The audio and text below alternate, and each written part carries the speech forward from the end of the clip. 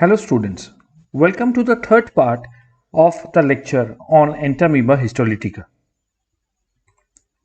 So what we have discussed so far, we have talked about Entamoeba histolytica, the systemic classification, the morphology, the host transmission as well as the life cycle. And in this lecture, we'll talk about the disease which this pathogen is causing.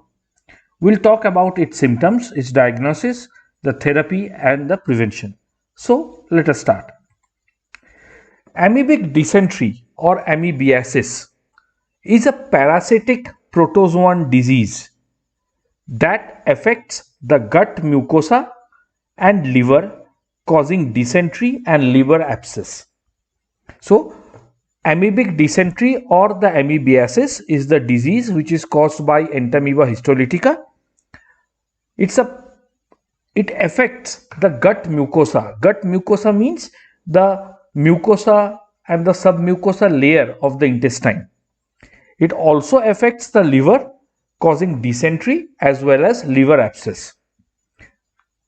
As I have told you, the causative agent of this disease is Entamoeba histolytica. It's a potent pathogen that is spread by ingestion of contaminated food and water.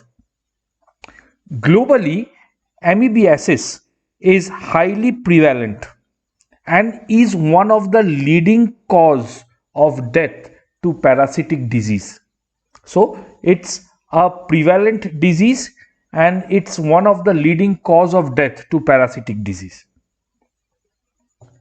So we will discuss about this amoebic dysentery or amoebiasis in details. So first we have to know about its symptom and pathogenesis. We know that the trophozoite stage of Entamoeba histolytica, it's a feeding stage and it feeds on the mucosa and the submucosa tissue particles of the intestinal wall. We have seen the life cycle of the Entamoeba histolytica, and at that time we had discussed about how the trophozoites stay in the mucosa and the submucosa layer of the intestine, and it feeds on the bacteria and the tissue particle and it grows in size. These trophozoites, they divide by binary fission and they form flask-shaped ulcers. They form flask-shaped ulcers which contain cellular debris, lymphocytes, blood corpuscles and bacteria. These trophozoites, they keep on eating the tissue particles of the mucosal layer and they penetrate the submucosa, and this penetration is made possible by histolysis and cytolysis. So what is histolysis and what is cytolysis? Histolysis means breakdown of tissue.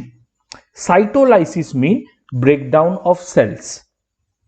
So what does this sentence mean? It means that while the trophozoites, they are eating or they are feeding on the cells of the mucosa as well as the submucosa, so they keep on doing this process. They keep on breaking down the tissue particles of the mucosa, or they keep on break down the cellular components of the mucosa as well as the submucosa. Now this is only possible due to the secretion of an proteolytic enzyme whose nature is like histolysine, and these are secreted by the trophozoites. So while the trophozoites are feeding on the mucosa and the submucosa layer, they release the enzyme. That enzyme's nature is like histolysine, and these enzymes, they break or they destroy or they degrade the cells and the tissues of the mucosa and the submucosa. So let us see this. I'll try to explain this with the help of this animation over here. So as I have said you, in the mucosa layer there are these trophozoites, and the green color portion over here you can see. So these are the submucosal layer. This is the mucosal layer and this is the submucosal layer, and the trophozoites are present in the mucosal layer. So during the feeding stage, these trophozoites, they keep on moving, and they start to feed. So they go from the mucosa and they also penetrate the submucosal layer, and they keep on feeding all the regions. They release some enzymes whose nature is like histolysine, and they feed on the particles. So while they are feeding like this, as they are feeding, they try to destroy some of the cellular components of the mucosa as well as of the submucosa. So just to represent these cellular components which they have destroyed, so these are the some cellular components which the blinking portion over here you can see. So these are the cells getting destroyed. So just to show you the mucosa, from the mucosa the trophozoites move on to the submucosal layer. They keep on feeding, they release those enzymes which destroy the cells and the tissues of the mucosa as well as the submucosa. Now, as the submucosa gets affected, the ulcers gets ruptured. The ulcers were formed by those trophozoites. Now, as the submucosal layer gets affected, those ulcers, they get ruptured. So the blood and the ulcer contents means what were present inside those ulcers: mucus, cell debris, blood corpuscles, bacteria, and the entamoeba, along with the blood. All these things get poured into the lumen of the intestine. So those ulcers were present in the mucosal intestinal wall or the intestinal cell, muscle layer. Those ulcers get ruptured, and those, so I'll just show you over here. Let us imagine this is the lumen component, and the ulcers were present over here in the mucosa and the submucosal layer. These were the ulcers. So as these ulcers ruptured, so all the components of the ulcers along with the blood, all it get poured inside the lumen. So as this blood and all the component of the ulcers get poured into the lumen, and it get passed out of the body with the help with the stool. So the blood and the components of the ulcers are thrown out of the body with the stool. Now this is one of the characteristic part of the amoebic dysentery or amoebiasis, means bloody stool. Bloody stool means along with the stool you see blood components, and this is one of the characteristics of amoebic dysentery or amoebiasis.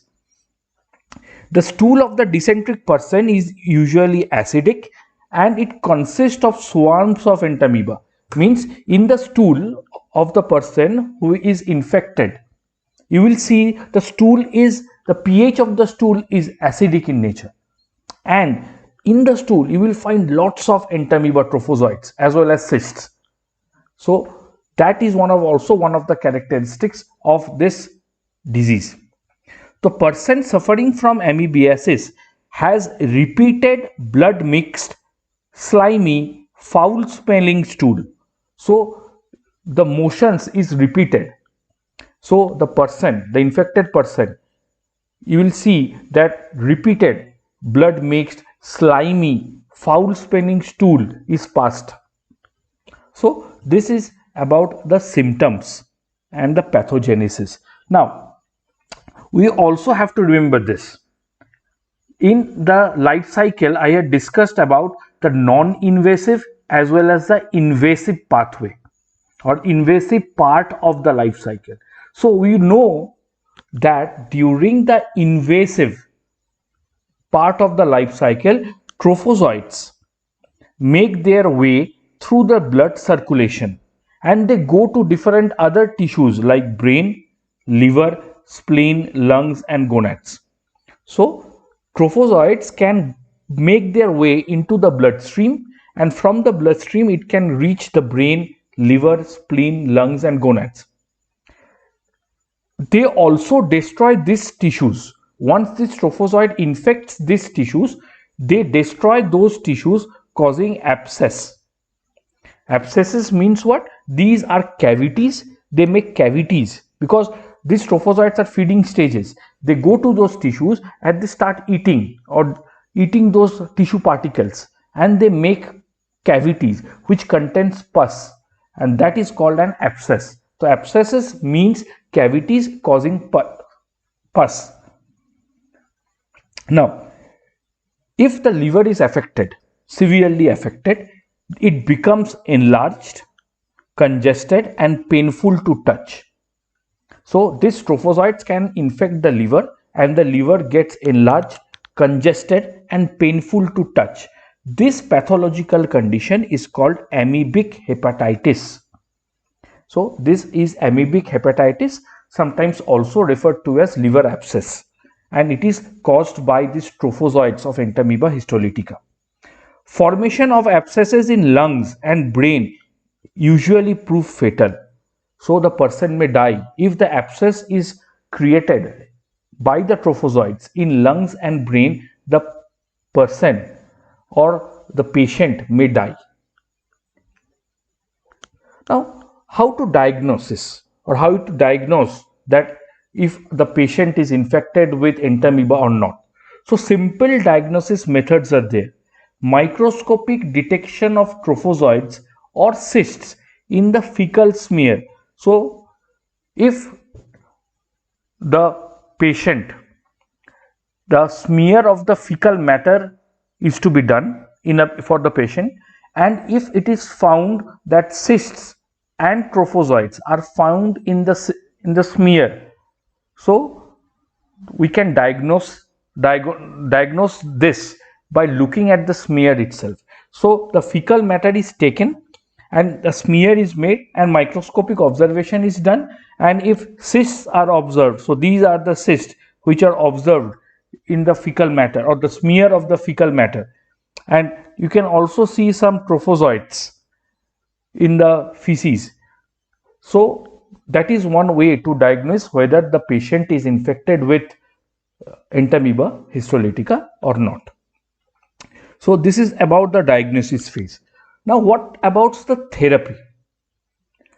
So the infections, we have to remember this, the infections occur in the intestine. Either these trophozoites or these cysts, either they are present in the lumen of the intestine or they are present in the tissue of the intestine as well as the tissue of liver. So therefore, two different classes of drugs are required to treat the infection. So either the infection is in the lumen, so suppose this is the intestine, and either the trophozoites or the cysts are present inside the lumen of the intestine, or they are present in the tissues, in the mucosa and the submucosal layer, or maybe in the liver.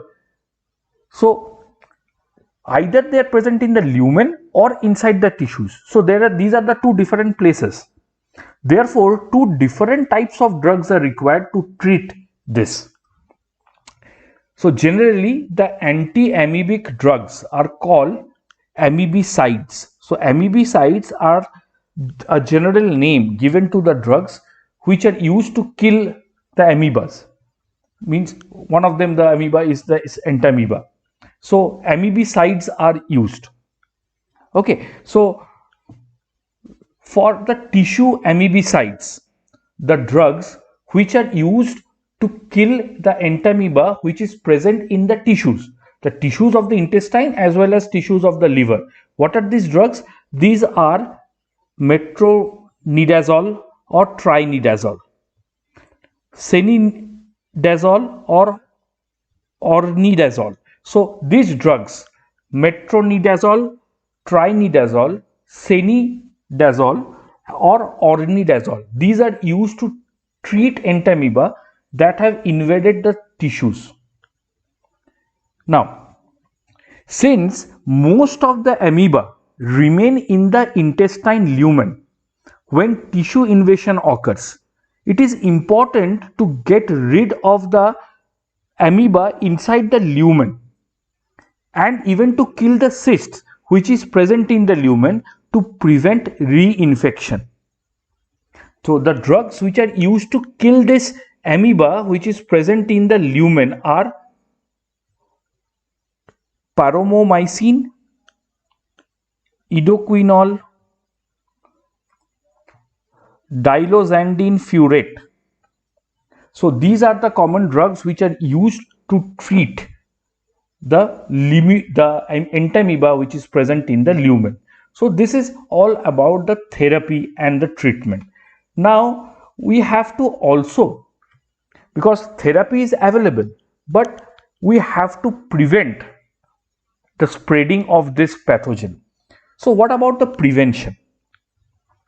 Prevention of the infection is entirely a matter of hygiene, both personal as well as the municipal. For personal hygiene, it is suggested to adopt the following habits. So what are these following habits?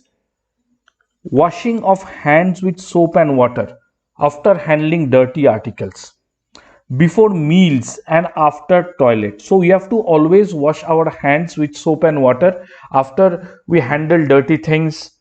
Before each meal we should wash our hands, and after toilet also we should wash our hands. Cutting of fingernails regularly. Long fingernails may cause the cyst to stick inside our nails, so cutting the fingernails regularly. Boiled water is to be preferred for drinking. Washing of vegetables properly, protection of foods and drinks from contamination by insects. Being a developed country, the Indians should avoid passing of stool in open area, the street sides, and even in vegetable fields. So these are the some personal hygienes the person should adopt for prevention of this disease. Now,